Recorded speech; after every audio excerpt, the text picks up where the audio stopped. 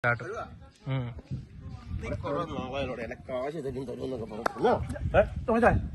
ഞാൻ തരാം.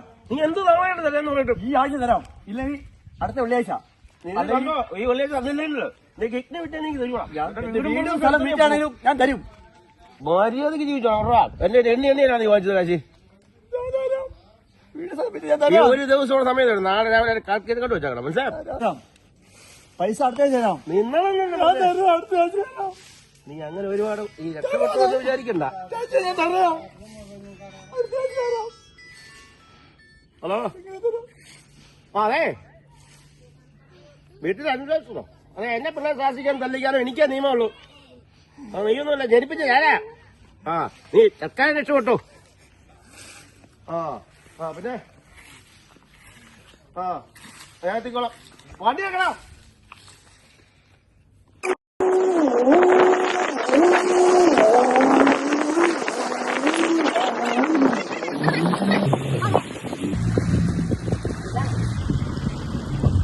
പറഞ്ഞേ എന്തിരിക്കണോ? വഴി ഇതാണോ? റൂട്ട് ഇതാണോ? അല്ല, ഇങ്ങനെ പോകാൻ പറ്റത്തില്ല. ഇതോ സാറേ, എന്നിട്ട് പറഞ്ഞു മനസ്സിലാക്കി കൊടുക്കേ. ഇങ്ങനെ പോകത്തില്ല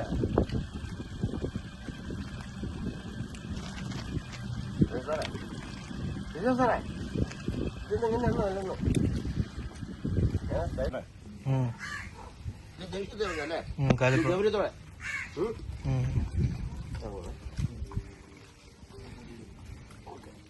കോട്ടൂര് കൊടുത്തോ? കോട്ടൂര് ഉണ്ട് മടക്കത്ത്.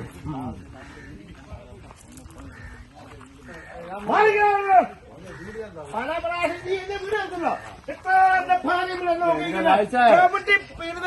ഞാൻ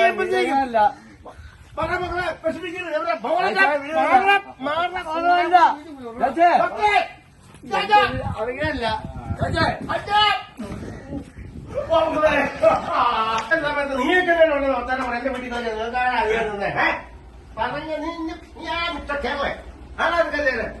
ആണാ ചോദിച്ചിട്ടൊക്കെ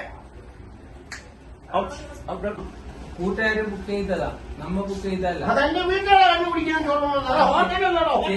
ചേച്ചി നല്ല ബിരിയാണി ഉണ്ടാക്കുന്നു പറഞ്ഞിട്ട് പറഞ്ഞതാണ്.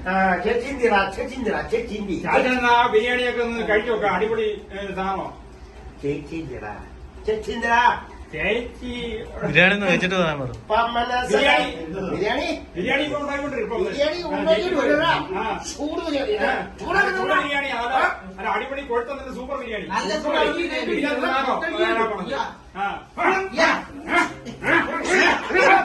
പപ്പ ചേച്ചി ബിരിയാണി കൊണ്ടുവരുന്നു, കഴിച്ചു നോക്ക്.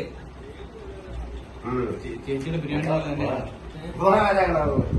ചെരുപ്പൊന്നും ഇല്ലടി വീട്ടിൽ. എന്നോട് പറഞ്ഞിട്ട് ഇവിടെ കാര്യത്തിൽ പങ്കാപ്പറ ഒരു ഊരിപ്പലിക്കാരനാ, അതൊന്നും സാരമില്ല. മോട്ടോ ഒഴിക്കോ? ചേച്ചിന്റെ പോലെ തന്നെ ബിരിയാണി, ചേച്ചിന്റെ പോലെ തന്നെ. ബിരിയാണി കൊള്ളായിരുന്നു കേട്ടോ. എല്ലാം നല്ലതെന്ന് വേണ്ടി വിചാരിച്ചാൽ മതി. കല്യാണ പരിപാടിയില് എല്ലാം ഗംഭീരമായി. നീ എനിക്കൊന്ന് നിങ്ങളെ കല്യാണത്തിന്റെ പരിപാടി ഇഷ്ടപ്പെട്ടു, നിങ്ങളെ എനിക്ക് ഇഷ്ടപ്പെട്ടു. പോരുന്നോ എന്റെ വീട്ടിലോട്ട്? പേരെന്നാ? അൻസി. ദൈവമേ, കുഴപ്പമില്ല. പല്ല